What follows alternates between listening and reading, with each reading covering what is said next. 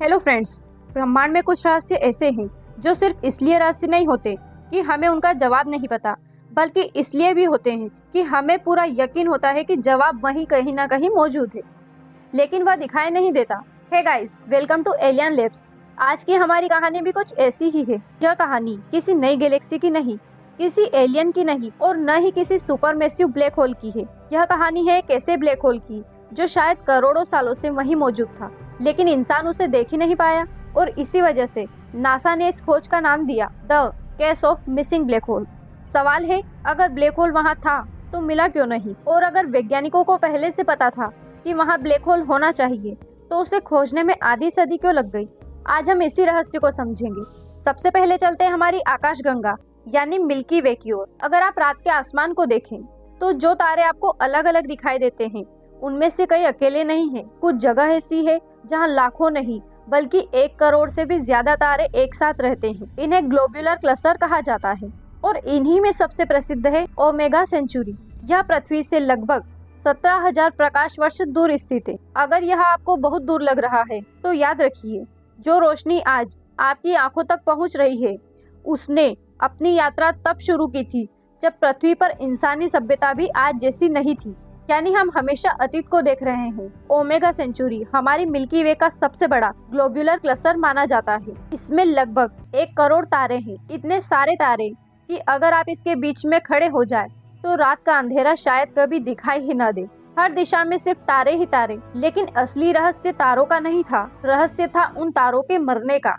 हर तारा हमेशा नहीं चमकता। कुछ तारे हमारे सूरज की तरह शांत तरीके से अपना जीवन खत्म करते हैं, लेकिन जो तारे सूरज से कई गुना बड़े होते हैं वे अपने जीवन के अंत में एक भयानक विस्फोट करते हैं जिसे सुपरनोवा कहा जाता है। उस विस्फोट के बाद बचता है या तो न्यूट्रॉन स्टार या फिर ब्लैक होल।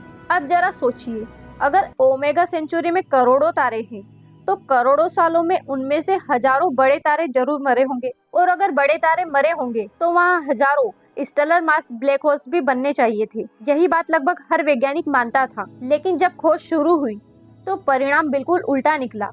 ब्लैक होल मिले ही नहीं। यहीं से शुरू हुई एक ऐसी पहेली जिसने दशकों तक वैज्ञानिकों को परेशान रखा।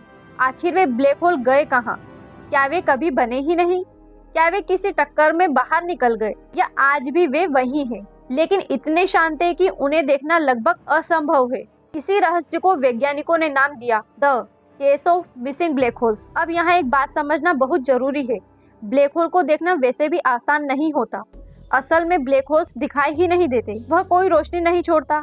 हम उसे सीधे कभी नहीं देखते, हम सिर्फ उसके प्रभाव को देखते हैं। अगर कोई ब्लैक होल अपने आसपास के तारे से गैस खींच रहा हो तो वह गैस बहुत गर्म होकर एक्स रे जैसी ऊर्जा छोड़ती है। तब वैज्ञानिक समझ जाते हैं कि यहाँ कोई ब्लैक होल मौजूद है। लेकिन अगर ब्लैक होल बिल्कुल शांत बैठा हो, कुछ भी नहीं खा रहा हो, तो फिर वह लगभग अदृश्य हो जाता है। और ओमेगा सेंचुरी की सबसे बड़ी समस्या यही थी।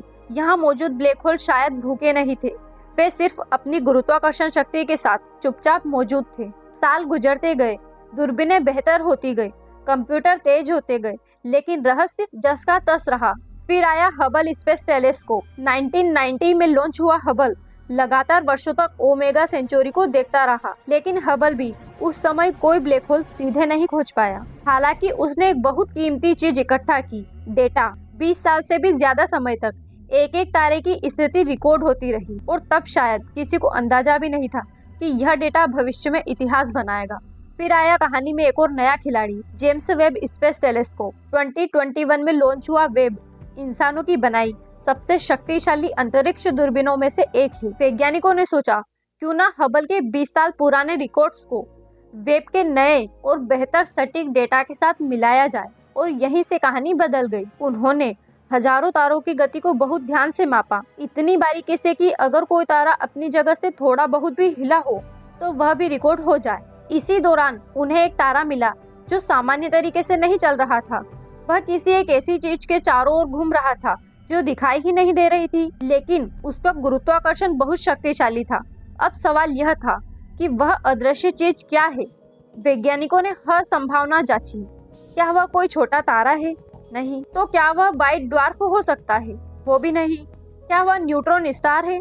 उसका द्रव्यमान मेल ही नहीं खा रहा था। आखिर में सिर्फ एक जवाब बचा, और वह था स्टेलर मास ब्लैक होल। यही वह पल था जिसका वैज्ञानिक दशकों से इंतजार कर रहे थे। 13 जुलाई 2026 को नासा ने आधिकारिक रूप से घोषणा की कि ओमेगा सेंचुरी में पहली बार स्टेलर मास ब्लैक होल की पुष्टि हुई है। इसका अनुमानित द्रव्यमान लगभग 4.5 सूर्यों के बराबर है। और सबसे दिलचस्प बात यह है कि यह अकेला नहीं है, इसके साथ एक तारा भी है जो इसके चारों ओर घूम रहा है और दोनों को एक चक्कर पूरा करने में लगभग 94 ईयर्स लगते हैं। इतनी लंबी कक्षा वाले ब्लैक होल सिस्टम बहुत कम देखे गए हैं। लेकिन यहाँ एक और रोचक बात है।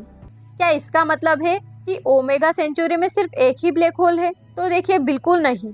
इस खोज का असली महत्व यही था। वैज्ञानिक पहले से मानते थे कि वहाँ और भी बहुत से ब्लैक होल होने चाहिए, लेकिन पहला ब्लैक होल मिलना सबसे कठिन था। अब जब तरीका काम कर गया है तो आने वाले वर्षों में इसी टेक्नोलॉजी से कई और छुपे हुए ब्लैक होल भी खोजे जा सकते हैं। यानी यह अंत नहीं बल्कि शुरुआत है। आपको याद होगा 2024 में वैज्ञानिकों ने ओमेगा सेंचुरी के केंद्र में एक इंटरमीडिएट मास ब्लैक होल के मजबूत प्रमाण भी पाए थे, जिसका द्रव्यमान लगभग 8,200 सूर्यों के बराबर हो सकता है। लेकिन वह एक अलग श्रेणी का ब्लैक होल था। 2026 की यह खोज उससे अलग है। यह एक सामान्य स्टेलर मास ब्लैक होल है जो किसी विशाल तारे के जीवन समाप्त होने के बाद बना। यानी अब ओमेगा सेंचुरी में दोनों तरह के ब्लैक होल के प्रमाण मौजूद है। अब सवाल उठता है, इसमें हमें क्या फायदा होगा? असल में बहुत बड़ा फायदा होगा। आज लाइगो जैसी वेधशालाएं अंतरिक्ष में ब्लैक होल की टक्करों से बनने वाली ग्रेविटेशनल वेव्स पकड़ रही है। लेकिन ये ब्लैक होल आखिर मिलते कहाँ हैं? उनकी जोड़ी कैसे बनती है? वे अरबों साल तक कैसे बचते हैं? इन सब सवालों का जवाब ऐसे ही स्टार क्लस्टर में छुपा हुआ है। अगर हमें समझ आ जाए कि ओमेगा सेंचुरी जैसे समूहों में कितने ब्लैक होल हैं, तो हम पूरे ब्रह्मांड में होने वाली ब्लैक होल टक्करों को भी बेहतर समझ पाएंगे। और शायद इस कहानी की सबसे मजबूत बात यही है, यह खोज किसी एक नई तस्वीर से नहीं हुई। खोज धैर्य से हुई। 20 साल तक जमा किए गए हबल के डेटा और वेब की नई सटीक माप, 2 पीढ़ियों की दूरबीनों से मिलकर वह देखा गया जो अकेले कोई नहीं देख पाया। यह विज्ञान का सबसे सुंदर रूप है, जहाँ जवाब तुरंत नहीं मिलता, लेकिन अगर इंसान सवाल पूछना बंद न करे तो ब्रह्मांड एक दिन खुद अपने रहस्य खोल देता है। हो सकता है आज भी ओमेगा सेंचुरी के भीतर ऐसे दर्जनों ब्लैक होल मौजूद हो जो बिल्कुल शांत हो, कुछ नहीं खा रहे, कोई रोशनी नहीं छोड़ रहे, लेकिन अपनी अदृश्य गुरुत्वाकर्षण शक्ति से आसपास के तारों को धीरे धीरे प्रभावित कर रहे हैं। वे हमें दिखाई नहीं देते, फिर भी वे वहाँ हैं। और शायद यही ब्रह्मांड की सबसे अद्भुत बात है। जो चीजें सबसे ज्यादा शक्तिशाली होती है वे अक्सर सबसे कम दिखाई देती है। आज हमने एक मिसिंग ब्लैक होल खोज लिया है, लेकिन कौन जानता है ब्रह्मांड में अभी कितने रहस्य बाकी है जो करोड़ों वर्षों से हमारी नजरों के सामने है और फिर भी अभी तक अदृश्य है। तो फ्रेंड्स, आज के वीडियो में इतना ही। आज की हमारी कहानी थी कि कैसे दशकों पुराना एक अंतरिक्ष रहस्य आखिरकार सुलझ पाया। लेकिन ब्रह्मांड में अभी भी ऐसे अनगिनत रहस्य छिपे हैं जो हमारी खोज का इंतजार कर रहे हैं। और कौन जाने अगली खोज किस अदृश्य दुनिया से पर्दा उठाएगी।